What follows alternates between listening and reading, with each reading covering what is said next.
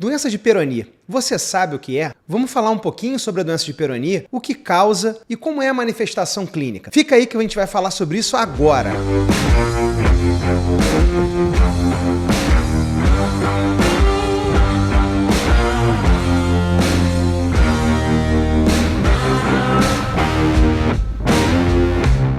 A doença de Peyronie, ela foi inicialmente descrita em 1743 por Gigot de la Peyronie. Hoje, se você for na França, na Universidade de Montpellier, você pode ver na entrada da faculdade um busto do Gigot de la Peyronie. O que ele descreveu? O que é a doença? A doença nada mais é do que uma curvatura peniana adquirida. Quer dizer, você não tinha aquela curvatura no seu pênis e passa a ter essa curvatura. Bom, o que causa a doença de Peyronie? A doença de Peyronie ela é causada por uma fibrose que acontece na túnica albugínea, que faz o corpo cavernoso do pênis, o que faz a parte erétil do pênis. Mas o que acontece de fato? O que acontece é que o seu próprio organismo reconhece como se aquela região do seu pênis ela precisasse ser cicatrizada. Então o processo inflamatório se inicia. Vocês podem pensar que uma cicatrização se inicia com um local ficando vermelho, né? Então essa é uma fase inflamatória. E aí o organismo então reconhece, olha, essa túnica albugínea, esse pênis aqui precisa ser cicatrizado, porém a gente não tem nenhuma lesão ali. Desta forma, essas células especializadas em cicatrização, que são os fibroblastos, começam a caminhar, a andar para ali, para a túnica albugínea, e começam a depositar colágeno. Só que o colágeno é uma estrutura que não é distensível, ele não é elástico. Então, aquele colágeno sendo acumulado e que numa cicatrização normal ele depois seria degradado, né? Teríamos um remodelamento, isso não acontece. Esse acúmulo de colágeno naquela região da túnica albugínea, do corpo cavernoso, acaba gerando então um tecido que ele é duro, ele é rígido, então ele não distende. Nós chamamos então isso de uma perda da distensibilidade da túnica albugínea. Então é a mesma coisa, imagina aquela bola salsicha, você inflando essa bola salsicha e aí nesse inflar, eu antes de encher essa bolinha, eu coloco uma cola, um super bonder em um ponto dela. Quando eu inflo essa bola, esse ponto onde está o super bonder, ele vai o quê? Impedir que essa bola distenda nesse lado, acabando então de gerar uma curvatura para o lado contralateral. Então a doença de Peyronie é a mesma coisa, só que o que faz a parede dessa bolinha seria nada mais do que a própria túnica albugínea. Com esse acúmulo de colágeno, ele então para de se distender normalmente, então esse lado distende e esse fica agarrado. Então se aqui só distende, eu gero uma curvatura para o lado contralateral. O motivo dessa doença fibromatosa, o que gera esse início, nós não sabemos ainda. A gente sabe que múltiplos fatores estão envolvidos. É radical livre, é uma degradação alterada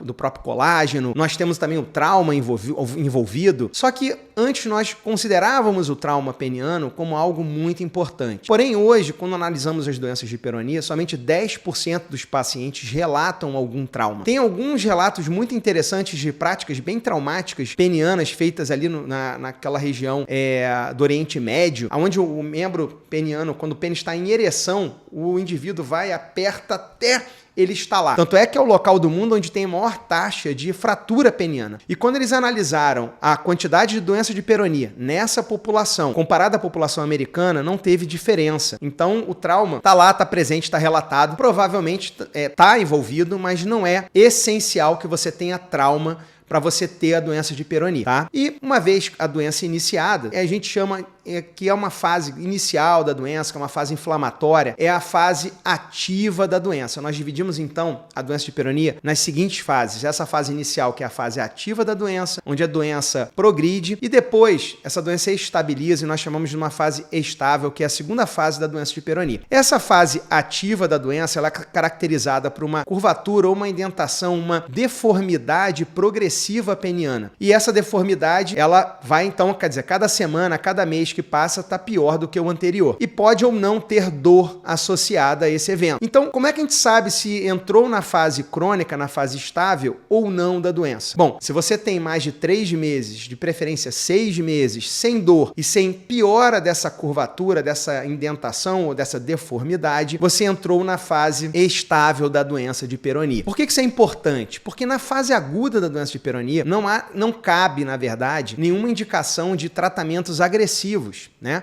Então são tratamentos mais conservadores. O uso das medicações orais, hoje nós usamos até o inibidor da fosfodiesterase, né, a tadalafila e outras medicações, porque nós sabemos que essas medicações reduzem a fibrose do corpo cavernoso. Tem estudos muito interessantes em cicatrização de pele, onde o uso dessas medicações reduziu o depósito de colágeno naquela região. Tem-se também a ideia de que pressão intracavernosa maior com o uso dessas medicações estirariam um pouco mais e fariam uma contraforça à retração que está acontecendo por conta da doença. Então, uma outra coisa que a gente pode propor na fase aguda são os tracionadores penianos. Tem alguns trabalhos muito interessantes com reduções significativas dessa curvatura com o uso dos tracionadores nessa fase aguda, na fase ativa da doença. Outros trabalhos muito interessantes também é a utilização da onda de choque de baixa intensidade. Entenda, tem muitos trabalhos que foi feito com onda de choque, só que esses trabalhos iniciais foram feitos com as máquinas que nós usávamos para quebrar cálculo dentro da bexiga. Então a intensidade dessa onda de choque era muito elevada.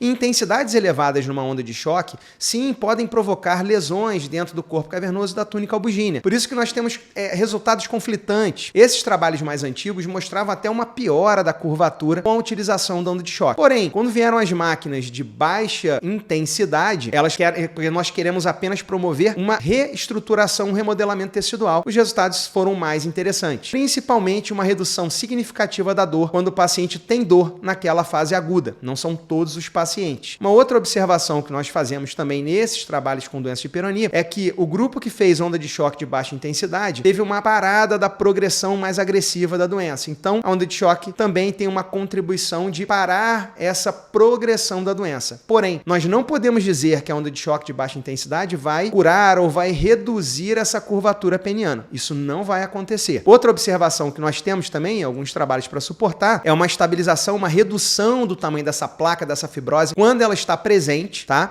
E essa redução também não só do tamanho da fibrose, como também da característica física dessa fibrose. Ela fica uma fibrose mais mole, mais maleável. Então isso aí é um outro benefício da onda de choque. Eu vejo muita gente ficar preocupada com o tamanho da placa, né? Não, a minha placa é muito grande, eu estou muito preocupado com a minha placa peniana. E o que eu posso dizer o tamanho da placa não tem uma relação direta com a deformidade. Então, eu posso ter pacientes com placas muito grandes e nenhuma deformidade, e pacientes com ausência total de placas e deformidades muito grandes, porque o que determina a deformidade é o grau de perda da distensibilidade da túnica e não a presença da placa ali.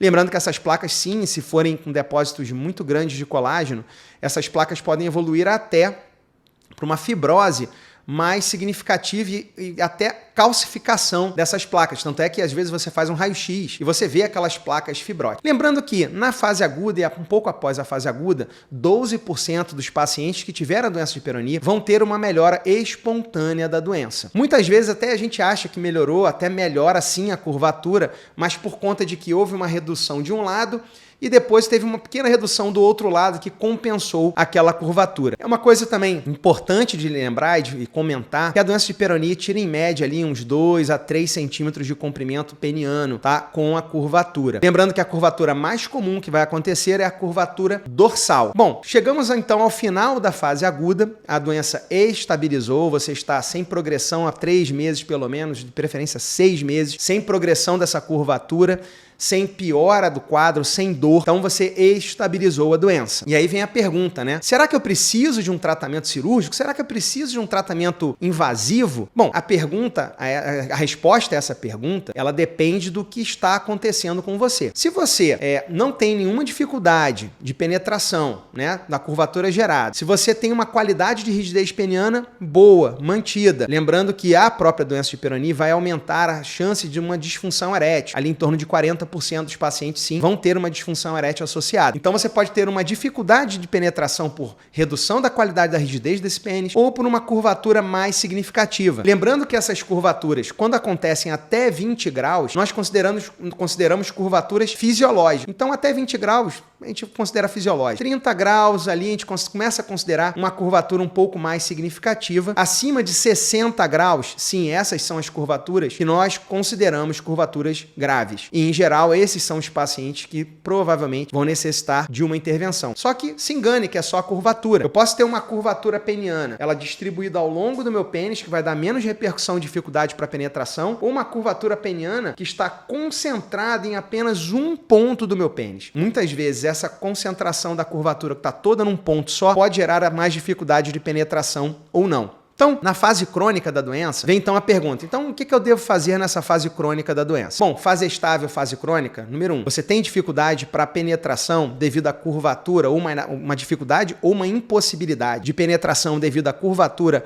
ou uma redução significativa da rigidez do seu pênis? Se a resposta é sim, você tem indicação de realizar um procedimento corretivo. Lembrando que os procedimentos corretivos são sempre cirúrgicos, tá?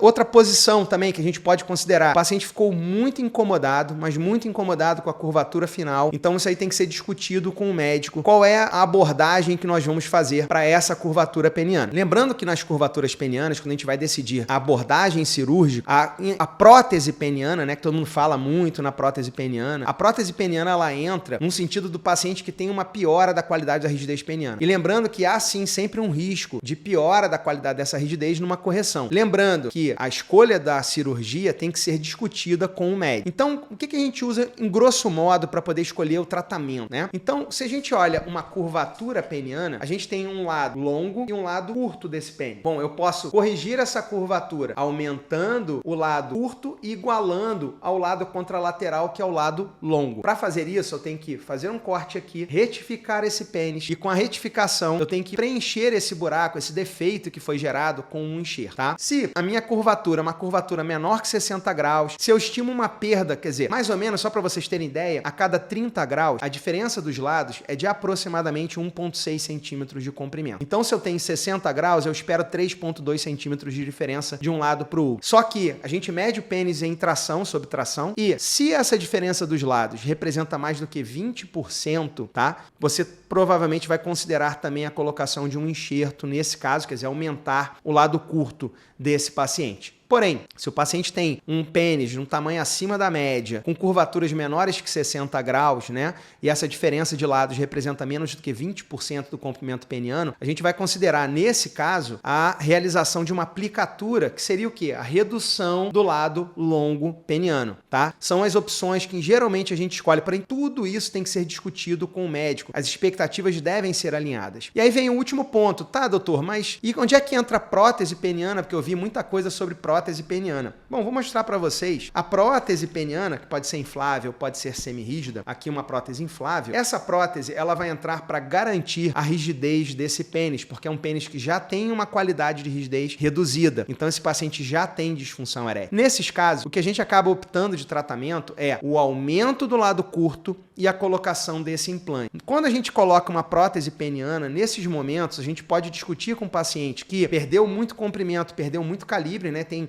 defeito em ampulheta, de tentar restaurar esse comprimento e essa perda de calibre que ele teve com a doença. Então, com o implante da prótese peniana, essa possibilidade se abre. E aí é aquela discussão, o paciente que quer recuperar volumetria, que é comprimento e calibre, isso tem que ser discutido e posto ao paciente essas opções. Então, basicamente, de opções cirúrgicas, né, de tratamento na fase estável da doença, nós temos a colocação da prótese peniana com aumento do lado curto e tentativa de restauração de comprimento e calibre. Lembrando que mesmo no enxerto e mesmo na colocação de prótese, o que limita o quanto eu vou conseguir dar de comprimento peniano para este paciente, essa limitação se dá pelo nervo que fica na região dorsal desse pênis, que vai até a glande. O nervo, infelizmente, nós não conseguimos aumentar. E muitas vezes essa fibrose acaba cometendo também esse nervo e o entorno. Então, por esse motivo é que muitas vezes a gente fica numa expectativa de tentar dar um ganho significativo para o paciente. Porém, apenas no intraoperatório é que eu consigo validar, avaliar se há ou não essa possibilidade de tratamento. Tudo isso, de novo, tem que ser discutido, porque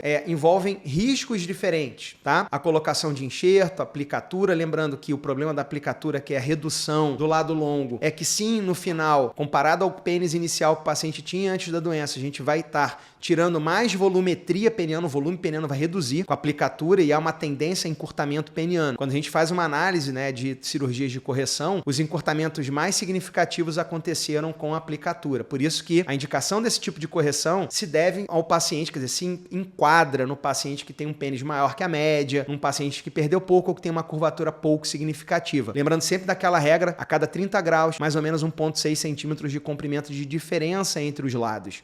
Quando a gente bota o enxerto, então, a gente vai discutir a possibilidade de um ganho, de uma recuperação de comprimento. Se tiver um defeito em ampulheta também a gente vai corrigir, né, aquele estreitamento, mas não tem como dar a volumetria peniana que uma prótese inflável vai te dar. A prótese semirrígida ajuda na recuperação do comprimento, tá? Porém, a que realmente consegue dar mais volume ao paciente são as próteses infláveis 3 volumes. Eu espero, assim, que eu tenha conseguido responder as principais perguntas das pessoas, de você que está aí sentado, tá com a doença de Peyronie. Quero dizer para você que sim, nós temos soluções, nós temos como resolver o problema. Agora, depende de você também procurar o seu urologista, o seu andrologista, tem que conversar. Não é para fazer uma cirurgia de forma assodada, correndo. Você tem que conversar com calma com o seu médico. É uma cirurgia eletiva, lembrando que não é uma doença progressiva, não é uma doença maligna. A gente entende que tem um impacto psicológico muito grande. Isso não pode ser esquecido.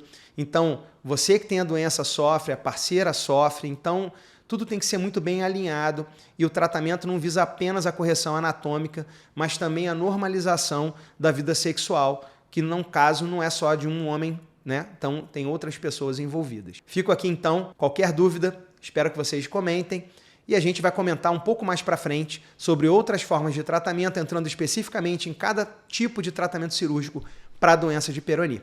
Um grande abraço para vocês.